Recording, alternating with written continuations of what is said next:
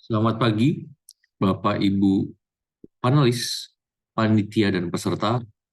Di sini saya Efraim dan di Pandawa Setiaji akan memaparkan mengenai penentuan kebutuhan SPBBE di Provinsi NTT dalam upaya konversi minyak tanah ke LPG untuk menekan APBN. Adapun para penulis yang menyusun jurnal ini adalah Efraim dan di Pandawa Setiaji atau saya sendiri, lalu ada Bapak Oxil Fenriza dan Bapak Ibnu Lukman Pratama. Outline untuk pembahasan kita kali ini terbagi menjadi 5, yaitu mulai dari pendahuluan, metode, hasil penelitian, sampai ke kesimpulan. Dan untuk pertama, langsung saja kita masuk ke bagian pendahuluan. Bagian ini dimulai dari PT XYZ, yang mengikuti Peraturan Menteri SDM nomor 26 tahun 2009, yang menjelaskan mengenai perubahan penggunaan energi minyak tanah atau kerosen menjadi LPG. Jadi yang biasanya dipakai oleh masyarakat itu minyak tanah, untuk bahan bakarnya, untuk memasak dan lain sebagainya diubah menjadi LPG. Hal ini bertujuan untuk menekan beban subsidi terhadap APBN. Dan upaya yang dilakukan ialah membangun depot LPG di Kupang atau di NTT. Lalu latar belakang lain yaitu kurangnya penggunaan LPG di Kupang karena ketersediaan produk LPG yang masih kurang disebabkan sulitnya jalur distribusi ke Kupang. Karena adanya masalah ini, maka solusi yang ditawarkan adalah pembangunan SPBE dan yang nantinya akan dilanjutkan dengan penentuan lokasi SPPBE tersebut menggunakan dua metode yaitu Center of Gravity atau Single Location Facility Problem. Untuk metodenya, prosedur dan teknik pengambilan data-data yang diperlukan dalam penelitian ini yang pertama yaitu throughput minyak tanah di Provinsi NTT. Data ini merupakan data sekunder yang telah dicatat oleh perusahaan sebagai data historis pada setiap daerah, kabupaten atau kota di Provinsi NTT.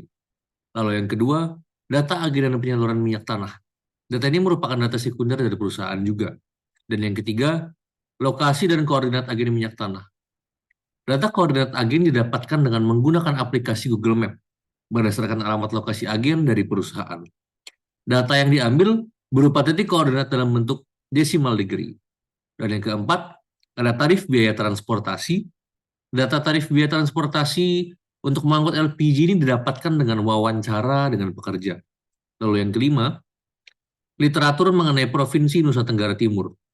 Penulis melakukan studi terhadap Provinsi Nusa Tenggara Timur dalam memberikan gambaran terhadap keadaan masyarakat bersumber dari Badan Pusat Statistik Provinsi NTT.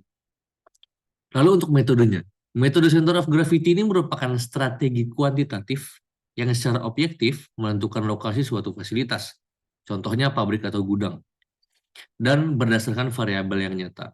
Lalu apa aja variabel-variabel yang dibutuhkan? Lalu ada yang pertama yaitu demand, akan produksi material dari daerah pemasaran atau jumlah kapasitas supply dari lokasi sumber. Lalu yang kedua, koordinat geografis dari lokasinya. Dan yang ketiga, rasio atau perbandingan antara material input dengan produk jadi yang dihasilkan. Kita masuk ke hasil penelitian. Jadi berdasarkan proyeksi throughput minyak tanah dari tahun 2020 sampai 2024, terjadi kenaikan sebesar 22.000 KL pada tahun 2024 dibandingkan dengan yang tahun 2019. Adapun kenaikan rata-rata setiap tahun itu 3,5%. Jadi kalau kita melihat dari grafik yang di bawah, kita bisa melihat ada dua garis. Untuk garis oranye itu merupakan konversi LPG dari minyak tanah, dan garis biru itu minyak tanahnya. Jadi terlihat sangat signifikan. Ketika garis minyak tanah itu berada di bawah, eh, grafik konversi LPG-nya itu sangat menjulang.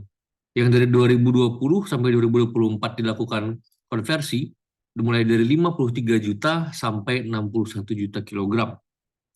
Kapasitas minimum SPPBE yang harus dipenuhi itu 30.000 kilogram per harinya. Dan kapasitas maksimum dari SPPBE adalah 60.000 kilogram. Kebutuhan pembangunan SPPBE dihitung untuk setiap pulau besar di Provinsi NTT. Kita akan melihat perhitungan setiap pulaunya di pembahasan berikut.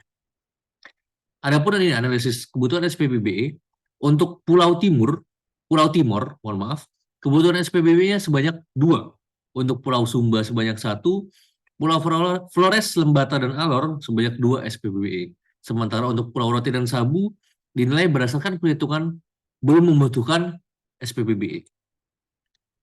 Untuk koordinat titik supply, ini ada 4 pelabuhan utama yang akan menjadi titik supply LPG dari depot-depot ini kepada agen-agen untuk penyalur. Jadi kita akan melihat yang di paling bawah. Di sini terdapat tarif transportasi untuk pengangkutan SPPBE. Tarif ini sangat berpengaruh terhadap pemilihan agen SPPBE, mohon maaf, terhadap pemilihan agen LPG yang nantinya berguna untuk menyalurkan LPG langsung ke masyarakat. Tentunya nanti disalurkan mulai dari SPBE ke agen lalu ke masyarakat. Akan banyak sekali agen-agen yang mempertimbangkan biaya ini mulai dari jarak, mulai dari biaya transportasi, mulai dari jumlah yang harus diangkut dan lain sebagainya. Untuk eh, tarif transportasinya juga memiliki 2 variasi. Untuk mitra SPBBE sendiri itu Rp300 per kilometer per kilogram. Lalu untuk mitra agen itu Rp350 per kilometer per kilogram. Setelah itu kita lakukan pengklasteran, mulai dari klaster 1 sampai klaster 5. Pengklasteran ini didasari oleh jarak, lokasi, berapa banyak yang harus diangkut, dan biaya-biaya yang perlu dikeluarkan oleh agen-agen ini. Jadi untuk klaster 1, ada beberapa agen yang harus mencakup dari kota Kupang sampai Kabupaten Saburaja, klaster 2 dari Kabupaten Belu sampai Kabupaten Timor Tengah Utara, klaster 3 mencakup Kabupaten Manggarai sampai Kabupaten Sumba Tengah, klaster 4 mencakup Kabupaten ND sampai Kabupaten Sika. Dan untuk klaster 5 mencakup Kabupaten Alor, Kabupaten Flores Timur, dan Kabupaten Lembata. Lalu ada 2 tangki 500 metrik ton yang sedang dibangun di Provinsi Nusa Tenggara Timur. Hal ini perlu dilakukan untuk melihat bagaimana ketahanan stok LPG dari 2 tangki yang ada di NTT untuk penyaluran di NTT ini.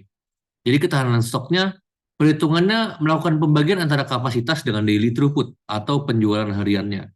Yaitu ketika 2 tangki 500 metrik ton ini menjadi 1000 kilogram kapasitasnya dibandingkan daily throughput, dan didapatkan kapasitas untuk ketahanan stok LPG di NTT ini sebesar 5,1 hari.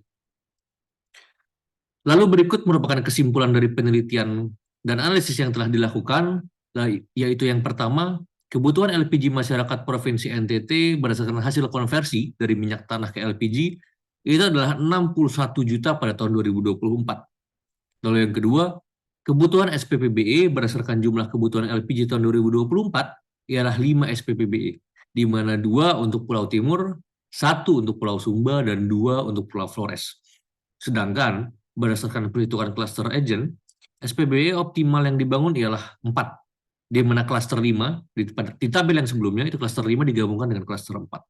Dan untuk yang terakhir, perkiraan koordinat lokasi pembangunan SPBE berdasarkan metode Center of Gravity, yaitu Kota Kupang, Soe, Waingapu, Enda, dan Kalabahi.